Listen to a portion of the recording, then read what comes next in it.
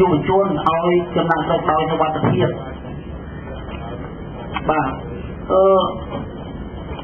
ការបង្ហាញពីចំណាក់ស្រុកគឺមានជាបន្តបន្ទាប់ប៉ុន្តែវាមានលក្ខណៈខុសគ្នាត្រង់ថាមួយទីជម្រៅមួយមិនទីជម្រៅបាទចំពោះខ្ញុំផ្ទាល់ខ្ញុំបានដោយលោកបាននិយាយតាមមិញហើយថាខ្ញុំបានធ្វើការនៅសហគមន៍ផ្ទាល់បាទទៅដល់ថ្ងៃនេះស្គាល់ក្រុមបាននៅសហគមន៍វិញបាទអញ្ចឹងជាក់ទៅនឹងចំណាក់ស្រុកថាយើងបានទីជម្រៅដែរបាទរឿងអីយើងបានដឹងច្រើននៅក្នុងតំបន់ភូមិភាគប្រយោគគឺជាបណ្ដាខេត្តទាំងឡាយដែលនៅក្នុងភូមិភាគប្រយោគគឺមានប្រជាពលរដ្ឋចាក់ចេញទៅធ្វើការនៅឯបរទេសជាពលករច្រើនណាស់បាទហើយដល់ឡែកនឹងខេត្តបាត់ដំបងហើយអ្វីដែលយើងចង់យកមកបង្ហាញនេះគឺឃុំមួយគឺឃុំស្ពានៅក្នុងស្រុកភូមិស្រីខេត្តបាត់ដំបងដែលជាឃុំគោលដៅរបស់ខ្ញុំបាទរបស់អង្គការខ្ញុំបាទ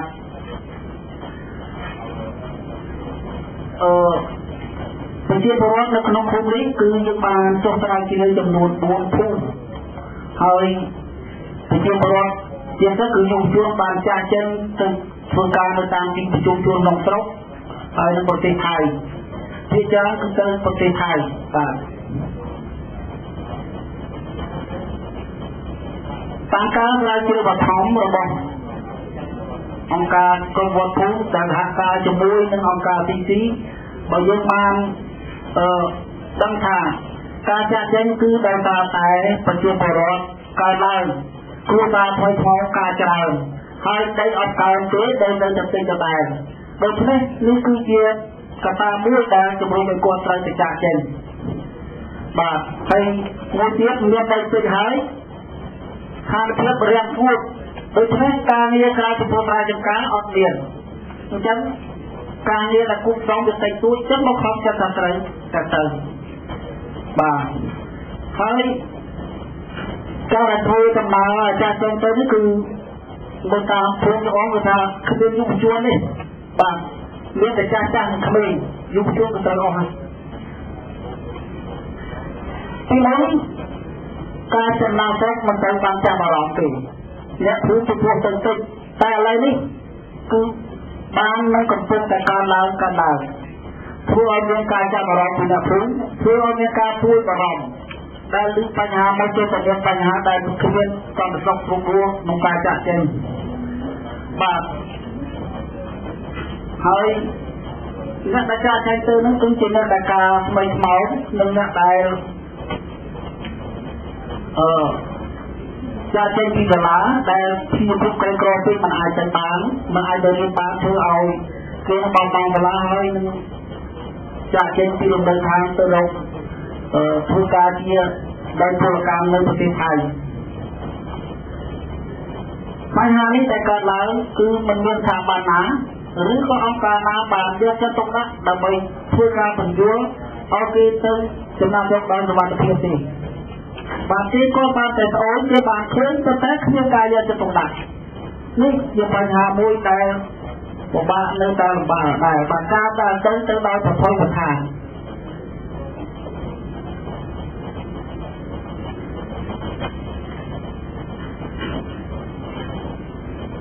ដោយសារតែហេតុផលនោះហើយបានជា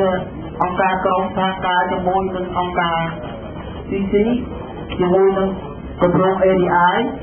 បានធ្វើការបើកវគ្គសិក្សាមួយស្ដីពីសហគមន៍ហើយបានយកតំបន់គោលដៅរបស់អង្គការខ្ញុំបានធ្វើជាកន្លែងស្រាវជ្រាវដើម្បី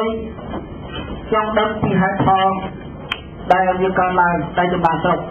ហើយគោលបំណងនៃការស្រាវជ្រាវនោះយើងចង់ដឹងថាតើមូលហេតុអ្វីខ្លះដែលកើតឡើងដែលនាំឲ្យប្រជាពលរដ្ឋចាក់ចេញទៅប្រទេសថៃមួយទៀតគឺពិនិត្យមើលថាតើ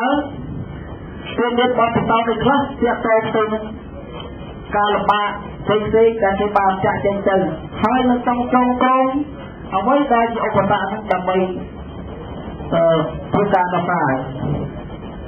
មួយទៀតគឺយើងចង់ចលនាយុវជនដើម្បីឲ្យគេចេះមើលពីបញ្ហាហើយនឹងឲ្យគេធ្វើយ៉ាងណាឲ្យមានផែនការដើម្បីដោះស្រាយបាទនេះគឺជាគោលដៅនៃការស្រាវជ្រាវហើយការស្រាវជ្រាវនេះខ្ញុំបញ្ជាក់ថាគឺជាក្រុមសង្ឃការដែលរៀន វាថាគុំនៅក្នុងខេត្តបាត់ដំបងដែលមានបកា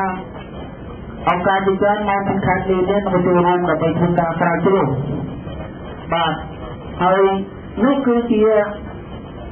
ដើម្បីឆ្លើយតបនឹងបញ្ហាយើងធ្វើការស្រាវជ្រាវដោយប្រើឧបករណ៍ប៉ាឧបករណ៍នេះគឺជាឧបករណ៍មួយដែលយើងប្រើទៅមានប្រសិទ្ធភាពហើយមានន័យថាថាពីបាត់នេះគាត់ចឹងរីសើចបាទត្រូវបានប្រើប្រាស់ដើម្បីធ្វើការស្រាវជ្រាវបាទយើងគឺយើងអនុវត្តតាមវត្តនៃការស្រាវជ្រាវដែលមានការចូលរួមដោយសកម្មភាពពីសហគមន៍ថាតើគឺត្រូវធ្វើយ៉ាងម៉េចខ្លះដើម្បីឲ្យគេបានសុវត្ថិភាពក្នុងការចំណាក់ស្រុក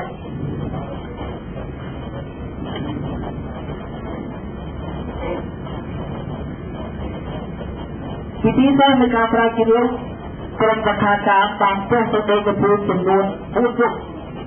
បាទហើយការស្រាវជ្រាវយើងចុះតាមផ្ទះយើងជួបជាមួយនឹងអ្នកបទពិសោធន៍ដែលបានចាក់ចេញទៅថៃហើយមកវិញហើយនឹងជួបតាមជាបុគ្គលនិងជួបជាក្រុមបានទៅទៀតយើងវិធីសាស្ត្រមួយទៀតគឺយើងប្រជុំគណៈភូមិដែលមានការចូលរួមពីអាជ្ញាធរពីអង្គការ CPO ពីហើយនឹងប្រជាពលរដ្ឋដែលគេចង់យល់ចង់ដឹងអំពីតើធ្វើយ៉ាងណាឲ្យសមត្ថភាពគេអាចចូលរួមបានហើយជាពិសេសគឺយុវជនយើងចូលណាឲ្យគាត់ចូលរួមដើម្បីស្វែងយល់ពីការយល់ដឹងដោយសមត្ថភាពបន្ទាប់ពីប្រជុំគណៈភូមិរួចយើងប្រមូលឲ្យគាត់ធ្វើផែនការដើម្បីឆ្លើយតបទៅនឹងបញ្ហាដើម្បីកាត់បន្ថយកត្តាសំខាន់ដែលនាំឲ្យគាត់ចំណាក់ស្រុកគឺមានដូចតទៅយុវជននៅក្នុងភូមិការតែការឡើងគួរថាពីចំនួនតិចទៅចំនួនច្រើនហើយអ្នកការប្រឆាំងក៏តាមតែច្រើនហើយដោយសារតែមានចូលរួមការកើតឡើងហើយទីហោដូចមានតែក្នុងគ្រួសារមួយដែលមានដី5ហិកតាពេលតែគ្រួសារកូនចៅគាត់ការឬគាត់ត្រូវចែកបានម្នាក់10ហិកតាដូច្នេះមួយការក៏អត់គ្រប់គ្រាន់ដូច្នេះការមកគ្រប់គ្រាន់នេះដែលបង្ខំមកជាកតាមួយជំរុញឲ្យគាត់ចាក់ចេញពីភូមិរបស់គាត់ទៅរកទីនៅក្រៅយ៉ាងទៀតអ្វីទិន្នផលដែលគាត់ធ្វើបានក៏វិសុទ្ធយ៉ាងទៀតវាគាត់បានធ្វើហើយរកធ្វើជាងការធ្វើឆ្នាំខ្លះគឺអត់បានទៅជួយបំផុតខ្លះគឺទូរឹកគឺត្រូវរាំងរហូតហើយលែងឲ្យគូទីដូច្នេះនេះគឺជាបញ្ហាដែលគាត់ខ្វះខាតជាកត្តាមួយដែលជំរុញឲ្យគាត់ចាក់ចេញមកទៀតយុវជនរៀនបានតិចទៅបានត្រឹមតែសាលាបឋមសិក្សាហើយបានចាក់ចេញបានទៅរួមនឹងមិនបានតែចូលការប្រព្រឹត្តក្រោយធ្វើទៅចូលបាយធ្វើដំណើរទៅសាលាគាត់ធ្វើរួមតែធ្វើរៀនទៅអត់ការងារធ្វើបង្ខំចិត្តថាត្រូវចាក់ចេញពីជើងប្រមាណពីចេះទៅបែកជាពុកម្ដាយទៅធ្វើជាពលករនៅប្រទេសថៃដែរមួយទៀតកត្តាដែលនាំមកចាក់ចេញគឺដោយសារតែសុខភាពពេលដែលគាត់ក្រគាត់ហូបចុកបន្ទុកគ្រាន់ធ្វើឲ្យគាត់មានបញ្ហាផ្នែកសុខភាពអញ្ចឹងដើម្បីឲ្យគាត់ជាបានគាត់ត្រូវតែលក់អ្វីៗដែលគាត់មានដោយចំពោះដើម្បីពេលខ្លះគាត់ប្រចាំតែពេលខ្លះគាត់អាចលក់ដីតែម្ដងដើម្បីលើកខ្លួនគាត់ពេលដែលគាត់ជាគាត់ត្រូវតែចាក់ចេញទៅដល់លុយនៅពេលដែលគាត់ចេញទៅទៀតគឺគាត់មានបញ្ហាអត់លុយគាត់បញ្ចងការទេធ្វើឲ្យមានការលំបាកក្នុងការដោះស្រាយបន្តទៅទៀតដូចជាកត្តាដែលជំរុញឲ្យទៅគឺមួយខ្យល់ដែលជាអ្នកដល់ផ្លូវតែទៅចូលមកបំផុសហើយមិនដែលនិយាយពីរឿងអាក្រក់ទេនិយាយតែពីរឿងល្អគឺមិនបំផុសពលករបំផុសអ្នកភូមិឲ្យយល់ច្រឡំឲ្យធ្វើដំណើរតាមគាត់បាទមួយទៀតអាជ្ញាធរព្រឹកគាត់បានគិតដល់ផលប្រយោជន៍នៃការចំណាក់ស្រុកទៀតតែគាត់ទៅវិញគាត់បានខិតជាមួយនឹងដេកចោលព្រោះយ៉ាងណាឲ្យអស់ជាប្រជាពលរដ្ឋបានទៅធ្វើការដើម្បីផលកម្រៃរបស់គាត់បាទនេះគឺជាកត្តាដែលបានមកចាក់ចេញ ហើយ